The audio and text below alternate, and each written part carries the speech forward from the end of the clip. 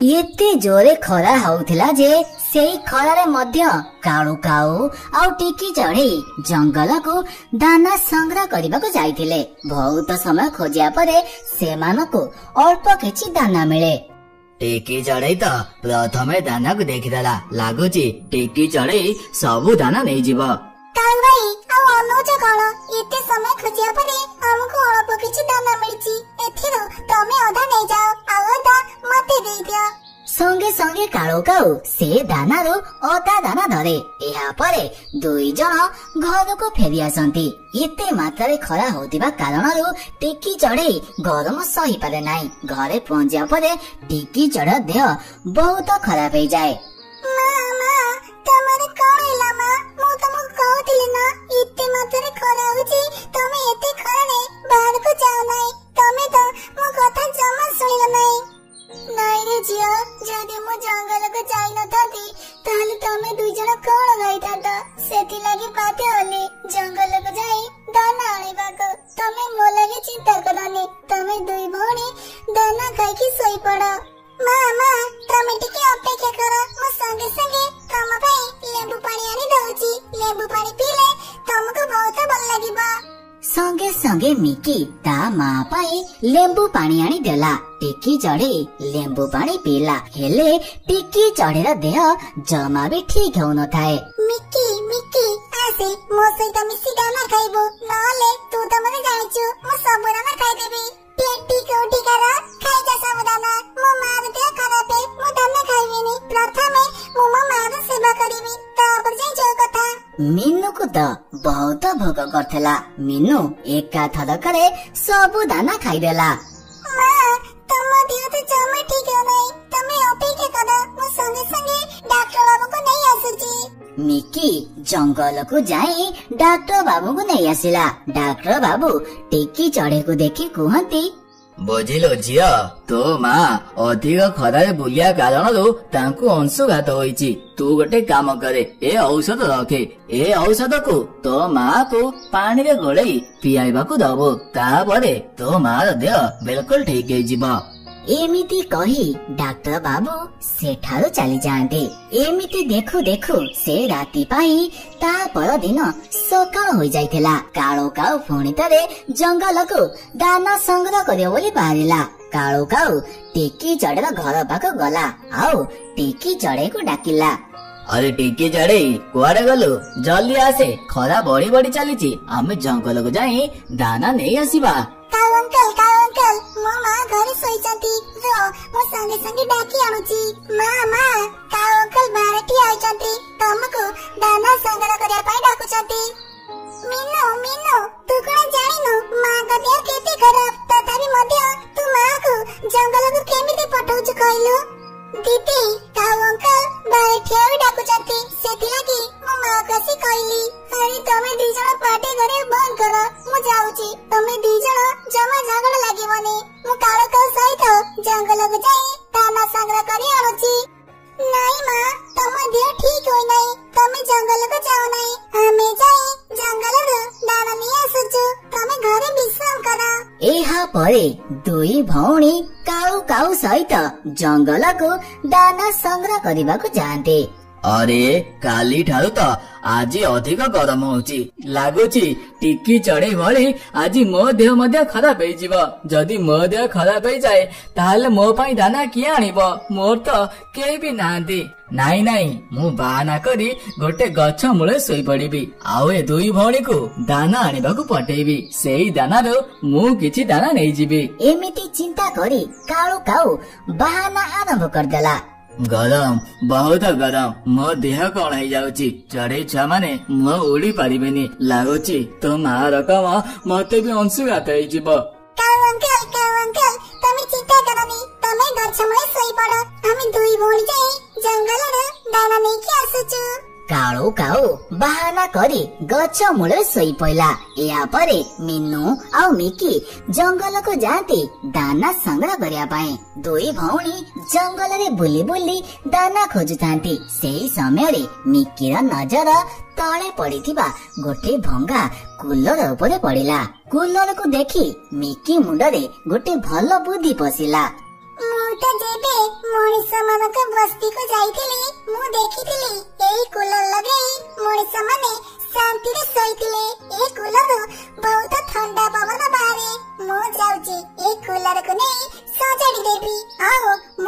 ପାଖେ ରଖିବି ଯାହା ଫଳରେ ମୋ ମା ଶାନ୍ତିରେ ଶୋଇପାରିବେ। ସଙ୍ଗେ ସଙ୍ଗେ ଦୁଇ ଭଉଣୀ ସେ ଭଙ୍ଗା କୁଲରକୁ ଟେକି ଆଣନ୍ତି ଆଉ ତାକୁ ସଜାଡିବାକୁ ବାହାରନ୍ତି। ଦିଦି ଦିଦି ଏ କୁଲର ତ ପୁରା ଭାଙ୍ଗି ଯାଇଛି, ତାକୁ ବା ଆମେ କେମିତି ସଜାଡିବା? ମିନୁ ମୁଁ କଣ ଭାବୁଥିଲି କି ଆମେ ଯଦି ଗୋଟେ ମାଠିଆ ଆଣି ସେ ମାଠିଆରେ ଏ କୁଲର ମେସିନ ଗୁଡିକୁ ଲଗେଇଦବା, ତାହେଲେ ସେ ମାଠିଆ ଭିତରେ ଥଣ୍ଡା ପାଣି ପୁରେଇଲେ ଏ କୁଲରରୁ ଥଣ୍ଡା ଥଣ୍ଡା ପବନ ବାହାରିବ। ଏମିତି ସବୁ ଚିନ୍ତା କରି ଦୁଇ ଭଉଣୀ ଖୋଜି ଖୋଜି ଗୋଟେ ବଡ ମାଠିଆ ନେଇ ଆସିଲେ ଆଉ ସେ ମାଠିଆରେ ସେ କୁଲରଟିକୁ ଫିଟିଂ କରିଦେଲେ। ମିନୁ ଏ ମାଠିଆ କୁଲର ପୁରା ପ୍ରସ୍ତୁତ ହୋଇଯାଇଛି, ଚାଲେ ଏ ମାଠିଆ କୁଲରକୁ ନେଇ ଆମେ ମା ପାଖକୁ ଯିବା ଆଉ ମା ପାଖେ ଲଗେଇବା, ତାପରେ ତ ମୋ ମାଙ୍କ ଦେହ ବିଲକୁଲ ଠିକ ହେଇଯିବ। ସଙ୍ଗେ ସଙ୍ଗେ ଦୁଇ ଭଉଣୀ ସେ ମାଠିଆ କୁଲରକୁ ନେଇ ତା ମା ପାଖକୁ ଯାଆନ୍ତି ଆଉ ସେ ମାଠିଆ କୁଲରକୁ ଯେମିତି ଚଲାନ୍ତି ସେ ମାଠିଆ କୁଲରରୁ ଥଣ୍ଡା ଥଣ୍ଡା ପବନ ବାହାରେ। ଆରେ ଏ ମାଠିଆ କୁଲରରୁ ତ ବହୁତ ଥଣ୍ଡା ଥଣ୍ଡା ପବନ ବାହାରୁଛି, ମତେ ତ ବହୁତ ଭଲ ଲାଗୁଛି। କିଛି ସମୟ ମଧ୍ୟରେ ଟେକି ଚଢେଇ ସେ ଥଣ୍ଡା ଥଣ୍ଡା ପବନ ପାଇ ତା ଦେହ ମଧ୍ୟ ଠିକ ହୋଇଯାଏ। ମାଠିଆ କୁଲର କଥା ଶୁଣି ତ ଜଙ୍ଗଲ ଚଢେଇ ମାନେ ମଧ୍ୟ ଟେକି ଚଢେଇର ଘରକୁ ଥଣ୍ଡା ଥଣ୍ଡା ପବନ ଖାଇବାକୁ ଆସୁଥିଲେ। ଚଢେଇ ମାନେ ସମସ୍ତଙ୍କୁ ନୂଆ ବର୍ଷର ହାର୍ଦ୍ଦିକ ହାର୍ଦ୍ଦିକ ଅଭିନନ୍ଦନ। ହଁ ଚଢେଇ ମାନେ happy new year, happy new year. ଆଚ୍ଛା ସାଙ୍ଗମାନେ, ଆଜି ତ ନୂଆ ବର୍ଷ, ସେଥିଲାଗି ତ ଆମ ଜଙ୍ଗଲର ସବୁ ଚଢେଇ ମାନେ ଭୋଜି କରୁଛନ୍ତି। ଚାଲୁନା ଆମେ ସବୁ ଛୋଟ ଛୋଟ ଚଢେଇ ଛୁଆ ମାନେ ମିଶି ଗୋଟେ ଭୋଜି କରିବା। ହଁ ଟିକି ଚଢେଇ, ତୁ ଭଲ କଥା କହିଛୁ, ଚାଲ ଆମେ ସବୁ ମିଶିକି ଭୋଜିଟିଏ କରିବା। ହେଲେ ଟିକି ଚଢେଇ ଆମ ଘରେ ତ ଚିକେନ ତରକାରୀ ହେଇଛି।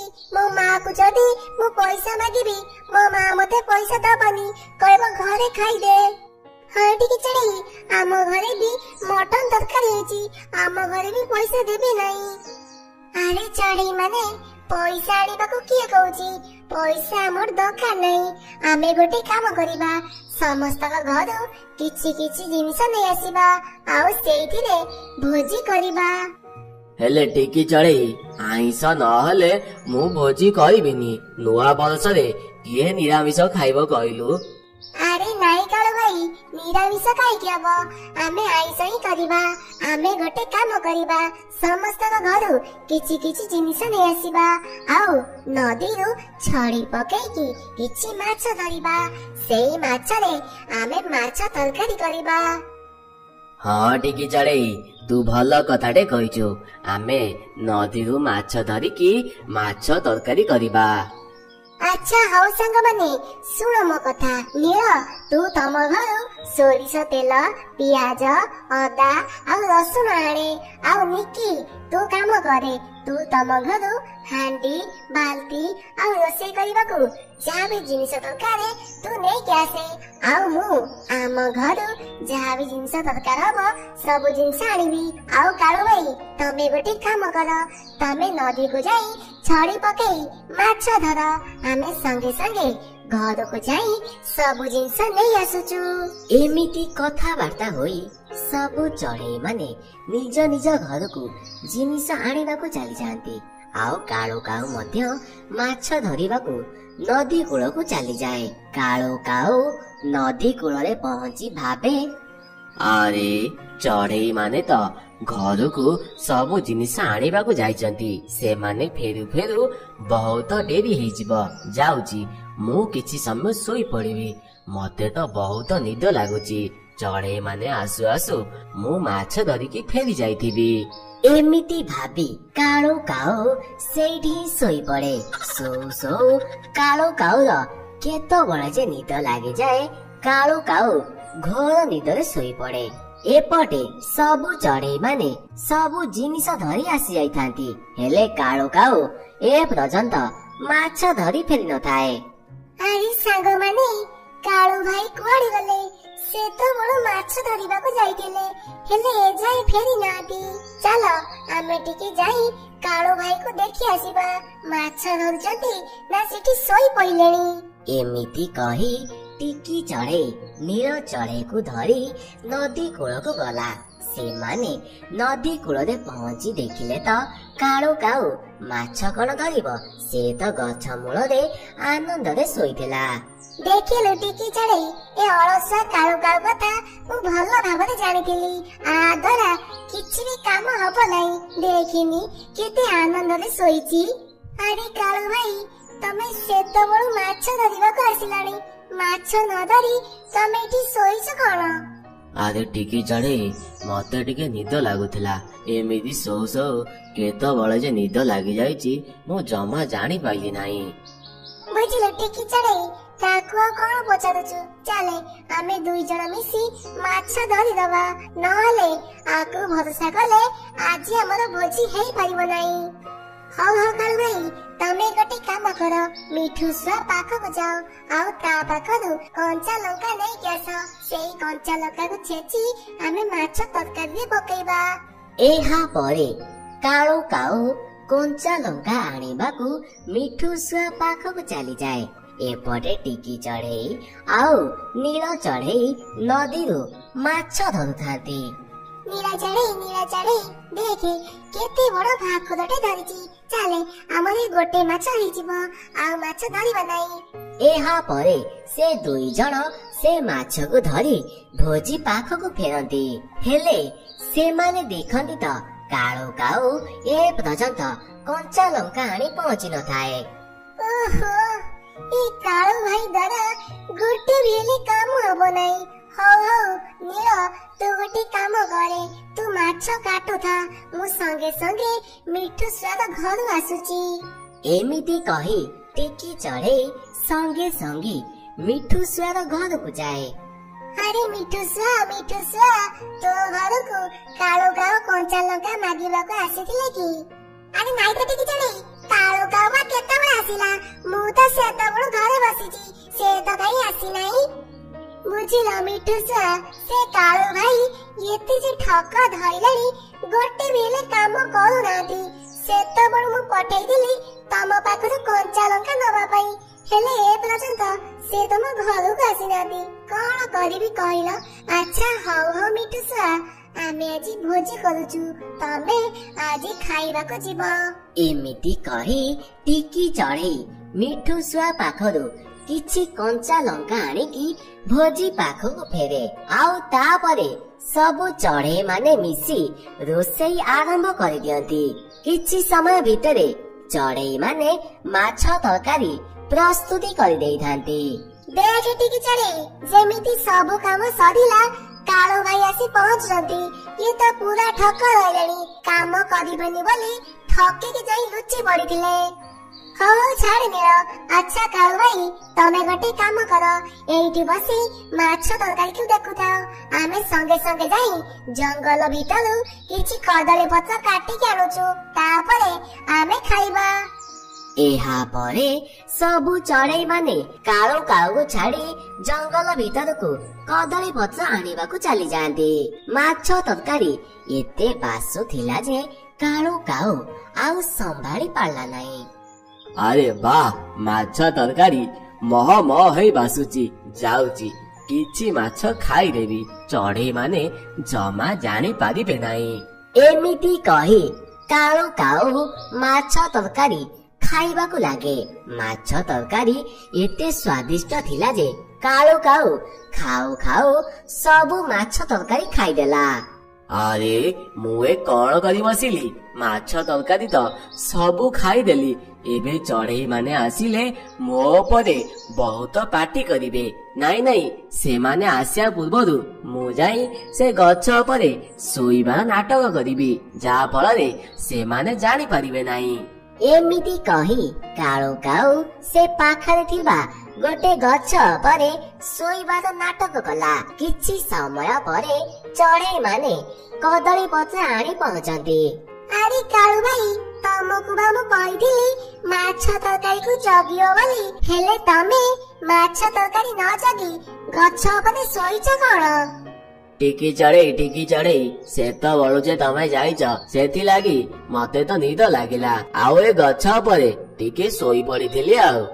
ଆଲୋ ଟିକି ଚଢ଼େଇ, ଦେଖେ ମାଛ ତରକାରୀ ଜମା ନାହିଁ। ମତେ ଲାଗୁଛି ଏ କାଳୁ ଭାଇ ସବୁ ମାଛ ତରକାରୀ ଖାଇ ଯାଇଛନ୍ତି ଆଉ ନାଟକ କରୁଛନ୍ତି। ଆରେ ନାଇଁ ନାଇଁ ଚଢେଇ ମାନେ, ମୁଁ କାହିଁ ସେ ମାଛ ତରକାରୀ ଖାଇବି? ମୁଁ ତ ଏଇ ଗଛ ଉପରେ ଶୋଇଥିଲି। ଲାଗୁଛି ଅଲଗା କୋଉ ଚଢେଇ ଆସି ସେ ମାଛ ତରକାରୀକୁ ଖାଇ ଚାଲି ଯାଇଛନ୍ତି। ଆଉ ସେଇ ସମୟରେ ମିଠୁ ଶୁଆ ମଧ୍ୟ ଭୋଜି ଖାଇବାକୁ ଆସି ପହଞ୍ଚିଗଲା। ଟିକେ ଚଢେଇ ଭୋଜି ପାଇଁ ତ ଡାକିଦେଲୁ, ଭୋଜି ସଇଲାଣି କି ନାହିଁ? ମତେ ବହୁତ ଭୋକ ଲାଗିଲାଣି, ଚାଲ ଆମେ ଭୋଜି ଖାଇବା।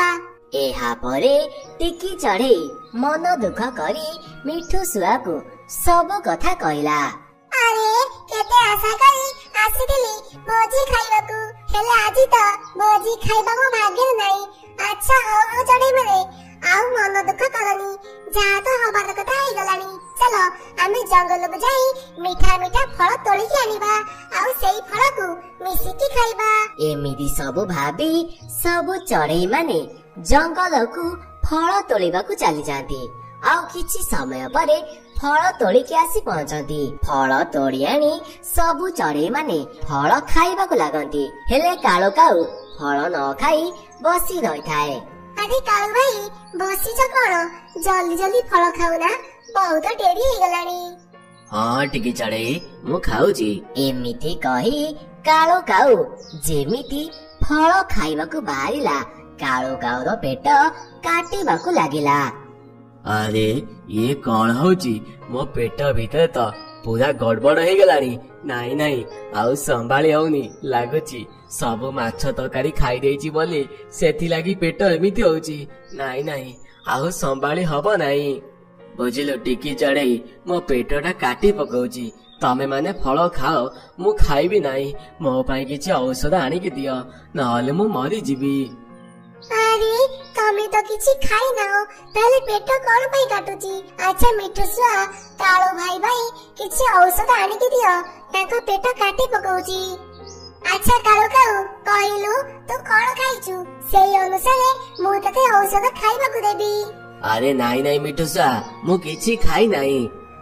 ନାଇଁ ସେମିତି ହବ ନାହିଁ, କିଛି ନ ଖାଇଲେ ପେଟ କାଟିବ ନାହିଁ। କିଛି ତ ଖାଇଛୁ, ସେଥିଲାଗି ପେଟ କାଟୁଛି। ସତ କହ, ତାପରେ ଯାଇ ମୁଁ ତତେ ଔଷଧ ଦେବି। କାଳୁ କାଉ ଯେତେ ଲୁଚେଇବାକୁ ଚେଷ୍ଟା କଲେ ମଧ୍ୟ ଆଉ ଲୁଚେଇ ପାରେ ନାହିଁ, ଆଉ ସବୁ ସତ କଥା କହିଦିଏ। ଦେଖିଲୁ ଟିକି ଚଢେଇ, ମୁଁ ତତେ କହିଥିଲି ନା ଏଇ କାଳୁ ଭାଇ ସବୁ ମାଛ ତରକାରୀ ଖାଇଥିବେ। କାଳୁ ଭାଇ ମାଛ ତରକାରୀ ଯଦି ଖାଇଲ, ତାହେଲେ ମିଛ କଣ ପାଇଁ କହୁଥିଲ?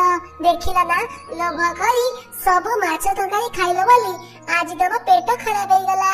ଯଦି ସେଇ ମାଛ ତରକାରୀକୁ ଆମେ ସବୁ ମିଶିକି ଖାଇଥାନ୍ତେ, ତାହେଲେ ସମସ୍ତେ ଖୁସି ହେଇ ଘରକୁ ଫେରିଥାନ୍ତେ। ଟିକି ଚଢେଇ, ମତେ କ୍ଷମା କରିଦେ।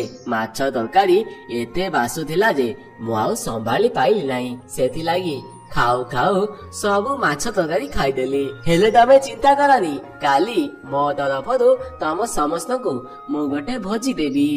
ଏହା ପରେ ସବୁ ଚଢେଇ ମାନେ କାଳୁ କାଉକୁ କ୍ଷମା କରିଦିଅନ୍ତି, ଆଉ ସେ ଫଳ ଗୁଡିକୁ ଖାଇ ନିଜ ନିଜ ଘରକୁ ଫେରି ଯାଆନ୍ତି।